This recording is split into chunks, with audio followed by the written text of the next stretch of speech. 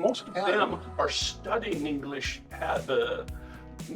been studying in high school, college, taking classes. It's become an important thing for them. Lazio wants to know, how bad is the language barrier in Thailand? What would you say to that? How bad is the language barrier in Thailand?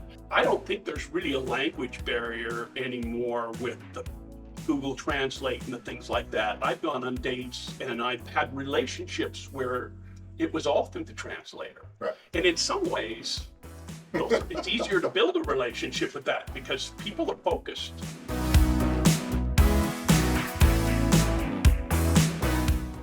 Okay, so that's really, it's interesting what you just said, because there was a client that went to Nikolai with us years ago, and he had been divorced, and he met this woman at social, and he went after the social. That was a daytime social, it was like Sunday around noon. So he spent like 10 hours with this woman after that social. He came back to the hotel almost shaking, and he's like, I've never communicated better with anyone than this woman who hardly speaks any English. But the reason that I was able to communicate with her so well is I really had to focus on what she was saying. I really had to listen. I'm so used to hearing but not listening. In my marriage, I heard all the time, but I never really listened. Yeah. And when I listened to this woman, what she was really saying, it was a whole new plane. So it is interesting when you get into that. Yeah, it is. But the other thing is, most of them all speak some bit of English. Yeah. And here's the other one. In Thailand particularly, and I know we've got a Thai tour coming up, so they all speak some form of English, and most of them are pretty good. And here's the other one. They have a goal. A lot of Thai girls, from the time that they're very young, they want to learn English. They want to go to America.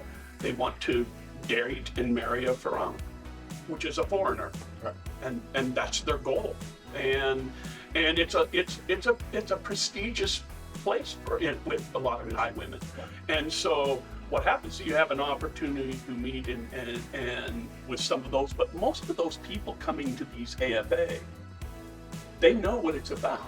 They're coming to meet foreigners. Right. They know it's English. Most of them are studying English, been studying in high school, college, taking classes. It's become an important thing for them. Maya still studies English every day on her phone and everything else. She studies watching TV. She always puts up the subtitles, and then she'll freeze it and say the same subtitle over 12 times.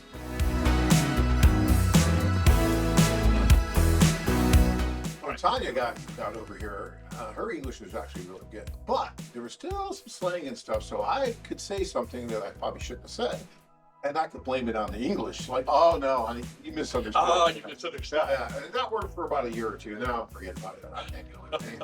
So sometimes that English barrier can be a good thing.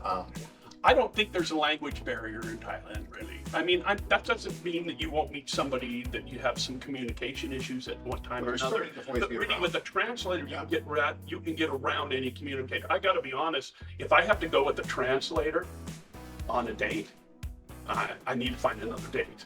Yeah, because I don't want my communication to go through somebody with the person that I'm dealing with. I'd rather just sit on and push buttons on a telephone. I understand.